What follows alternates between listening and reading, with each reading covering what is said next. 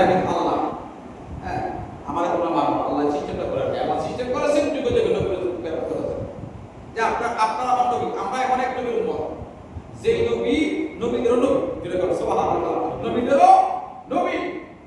ওই 1,00,000 2,00,000 মতান্তর 24,000 পয়গাম্বর পৃথিবীতে আসছে, চলে গেছে, প্রত্যেকটি করে আদত ছিল উম্মতে মুহাম্মাদের।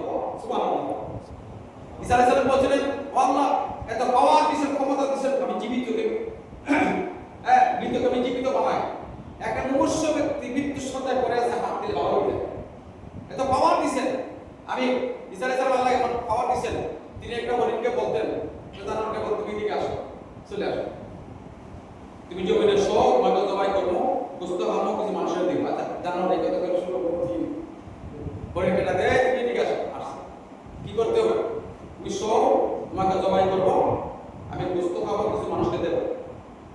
হরিণ শিখছে, জবাই করছে, খাইছে, হাঁটি মারি রেখে গেছে, আগে আমরা ফেলে দিই না, তুই সেটা তো রেখে দিস। তো ওনার সাথে একজন ইহুদি ছিল, সফরসঙ্গী, সফরে যাচ্ছেন, কি দাঁড়া আছে খাবে, একজন ইহুদি ছিল সফরসঙ্গী, ইহুদিনে বলতেছেন হাঁটিগুলো একটু রাখো। তো এটা কি করবেন, মানে কি করে তুই দেখিস না, রাখছে। তো হাঁটতে হাঁটতে তো কি আমার লাগছে, তো হাত পায়ে তোর কাছে যে হাঁটি দিয়েছিল কি করছে, কয়টি বাইক করছে। তিনি বললেন আগে যে হরিণ ছিল হয়ে যায়, আমার আগে হরিণ গেছে। সুবহানাল্লাহ, সুবহানাল্লাহ। এত পাওয়ারফুল নবী হওয়ার পরে তিনি বলছেন আল্লাহ যখন ওনাকে মেরে ফেলবে, ইহুদিরা কাফের মুশরিকরা যখন মেরে ফেলবে, আর বনি ইসরাইল আল্লাহ 70,000 নবী পাঠিয়েছেন। সুবহানাল্লাহ, 70,000 নবী প্রেরণ করেছেন তাদেরকে মানুষ করার জন্য, মানুষ হয় নাই। এখন বর্তমানে প্রমাণ হলো ইসরাইল, এরা এই জাতির উপরে আল্লাহ নবী পাঠিয়েছেন 70,000, আর আমাদের উপর নবী পাঠিয়েছেন একজন। সুবহানাল্লাহ। আল্লাহুম্মা সাল্লি আলা মুহাম্মাদিন ওয়া আলা আলি মুহাম্মাদ কামা সাল্লাইতা আলা ইব্রাহিম ওয়া আলা আলি ইব্রাহিম ইন্নাকা হামিদুম মাজিদ। একজন নবী পাঠিয়েছেন, আর বনি ইসরাইল, এই ইসরায়েলের গোষ্ঠীর কাছে নবী পাঠিয়েছেন 70,000, তাও নাশ করতে পারেনি। ঈসা আলাইহিস সালামকে যখন ঘেরাও করছে, মেরে ফেলবে, ঈসা নবী বলছিলেন রব্বুল আলামিন তারা তো অনেক নবীকে মেরে ফেলেছে, আমাকে মেরে ফেলবে যদি আমার হায়াত থাকে। তিনি আল্লাহকে বলছেন যদি আমার হায়াত থাকে তো বাকি হায়াত চুকুন শেষ করুন, মত বানান, জোরে করো সুবহানাল্লাহ। আল্লাহকে কবুল করলাম, আকাশে তুলে নিয়ে গেছে, হ্যাঁ চতুর্থ আকাশে নিয়ে গেছেন, সেখানে এখনো আছেন। তিনি আসবেন আমার দুনিয়ায়, নবী হয়ে কি হয়ে, উম্মত হয়ে, আমাদের রাসূলের উম্মত হয়ে আসবেন, জোরে করো সুবহানাল্লাহ। তো আমরা তো আরজ করি নাই, আরজ পেশ করি নাই। সুতরাং কুরবানির পুস্তকে তিন ভাগে ভাগ করে বলা হচ্ছে তুমি আগে খাইবা, তোমার আত্মীয়-স্বজনকে দিবা, এতিম মিসকিনকে দিবা, কখনো আপনার দরজা থেকে কাউকে ফেরত দিন না। এটা দিলে আল্লাহ নারাজ হয়। আপনি কুরবানি করেছেন, খুশি হবে। বেশিরভাগ যারা শরীরভাবে কুরবানি করে তারা একটু সতর্ক থাকবেন। 5 জন, 3 জন হোক, 5 জন হোক, 6 জন হোক, 2 জন হোক, এক হইল এমন ব্যক্তির সাথে কুরবানি করবেন লোকটা আগে সিলেকশন, লোকটা ভালো ব্যক্তি। এখন ভাগ করার পরে যদি ওই ব্যক্তির দাঁড়িয়ে বলে, কোনো ব্যক্তি শরীর ব্যক্তি দাঁড়িয়ে যদি বলে বাঘ এটার মাঝে মনে হয় একটু বেশি হয়েছে, ওইটার ভিতরে মনে হয় একটু কম হয়েছে, মনে মনে বলছে আর কি কুরবানি করবো, এটা বলতে হবে আমি শরীরকে কুরবানি দিয়েছি, যা হয়েছে হয়েছে, কম হোক বেশি হোক, এটা আমার কোনো বিষয় না ভাই, আপনার যেটা মনে আমাকে দেবেন। সুবহানাল্লাহ, সুবহানাল্লাহ।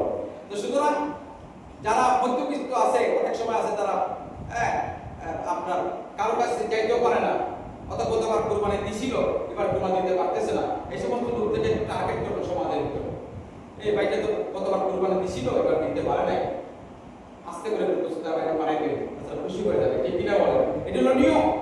সুতরাং আমাদের দরজা থেকে, ঘরের দরজা থেকে কখনো কোনো কাউকে, কোনো ব্যক্তিকে ফেরত দিবেন না। তো আল্লাহ পাক রব্বুল আলামিন খুশি হন 3টা কারণে। একটা হলো যদি আপনাকে প্রথম রব্বুল আলামিন কন্যা সন্তান দান করেন, বুঝতে হবে আল্লাহ পাক আপনার প্রতি খুশি এবং রাজি, জোরে বলেন সুবহানাল্লাহ। আর একটা হলো যখন বৃষ্টি হয়, যতক্ষণ হয়, আল্লাহ বুঝতে হবে ওই জাতির প্রতি রব্বুল আলামিন খুশি। এজন্য এত বৃষ্টি শুধু মানে সময় পেল না, বৃষ্টি আই গেল, এত বৃষ্টি আর ভালো লাগে না, এ কথা কখনো বলা যাবে না। সবই আল্লাহর ইচ্ছা, আল্লাহ উত্তম পরিকল্পনাকারী, বান্দার মঙ্গলের, আল্লাহ যা করেন বান্দার মঙ্গলের জন্যই করেন। সুতরাং আপনি সুখে থাকেন, দুঃখে থাকেন, কষ্টে থাকেন, সমস্ত বেলায় বলতে হবে কি আলহামদুলিল্লাহ, বলতে আল্লাহ খুশি হয়। আল্লাহ সব পরীক্ষা করে বলে দেখি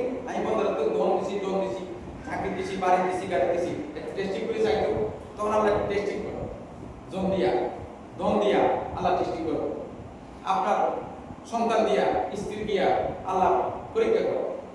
তখন যদি উত্তীর্ণ হতে পারে তাহলে বুঝতে হবে যে না আমার মধ্যে জায়গায় আছে।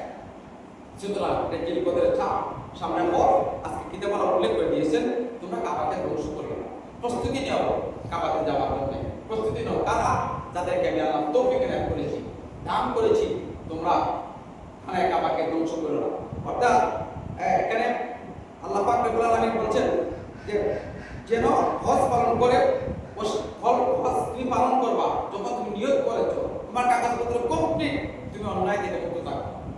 হজ এমন একটা জিনিস, আমরা অনেক সময় হাজিরা হজ করে আসলে পরিবর্তন করবো না, যারা যে ব্যক্তি হজ করে আসবে সে পরিবর্তন হয়ে যাবে, সে অন্যায় অপরাধ মিথ্যা অশ্লীলতা অন্যায় অপরাধ থেকে মুক্ত থাকবে, তিনি বলেন ভালো। আর হজ করে আসার পর 40 দিন পর্যন্ত মুনাজাত কবুল হওয়ার শর্ত হলো, এটার ভিতরে একটা শর্ত, যে ব্যক্তি হজ করে আসবে 40 দিন পর্যন্ত তা মুনাজাত কবুল হয়। সুবহানাল্লাহ।